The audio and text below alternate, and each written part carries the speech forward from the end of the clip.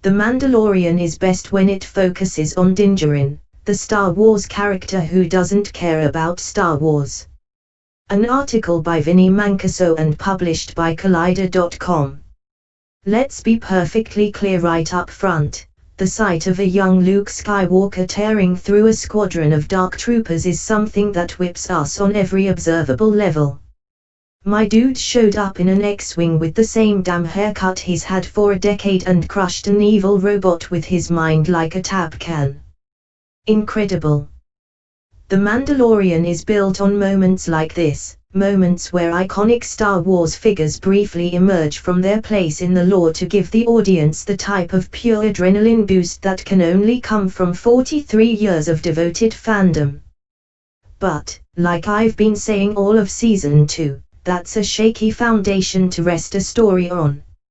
After the truly wild climax that was the rescue, it's clearer than ever that The Mandalorian is at its best in the rare moments the show prioritizes genuine emotion over spin-off-worthy cameos.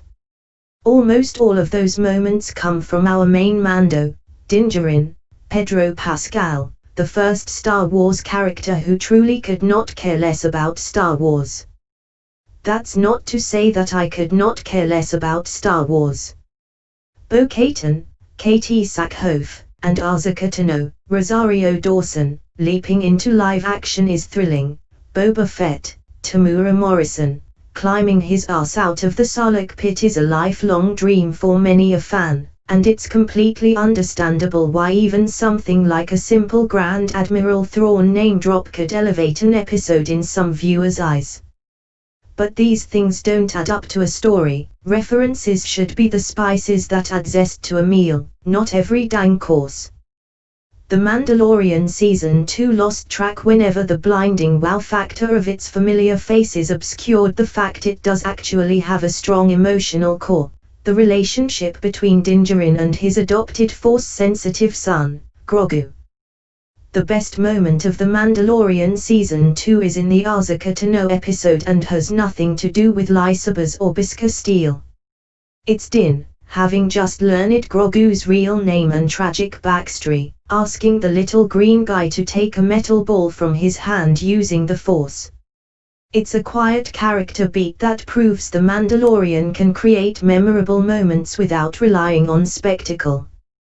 Yeah, it's cool to see Grogu zap the ball out of Din's hand, but the part that sticks with you is the idea this vulnerable little child can only do it in the first place because he trusts Din not to hurt him for it. Pascal nails the delivery. His great job. Kid has all the layers of a stubbornly stoic character who just can't help himself.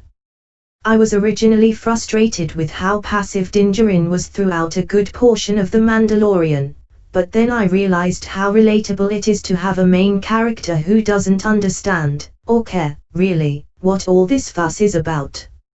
It makes Star Wars feel both bigger and more personal at the same time. You've got these epic quests happening across the galaxy, Bo-Katan seeking to reclaim the throne of Mandalore, Ahsoka Tano hellbent on revenge, the Empire itself trying to crawl its way back to power, and in the center of it all is a single guy who just wants to get his tiny son into a nice preschool. Din reacted to the epic arrivals of both Bo-Katan and Ahsoka Tano with the type of sigh that comes when you realize you'll have to DVR the game because work is definitely going late. The best line of the rescue is when Moff Gideon, Giancarlo Esposito, relates the complex bequeathal process of the Darksaber and Din is basically like, okay, I concede, that honestly sounds dumb, to me. This is what makes the final moments of the Season 2 finale so special. We thought for so long that the question was which Jedi is gonna show up, that we didn't realize how much Luke's appearance would pale in comparison to Din and Grogu's farewell. That's the power of an emotional payoff, an elegant storytelling weapon that this show so often tosses aside for the blunter option. The S.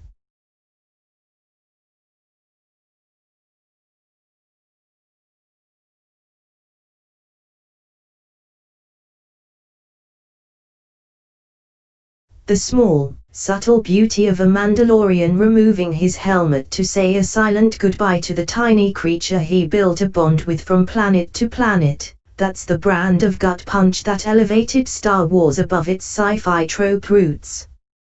That is the reason the franchise endures, and the reason Luke Skywalker showing up more than 40 years late still holds the visceral power it does.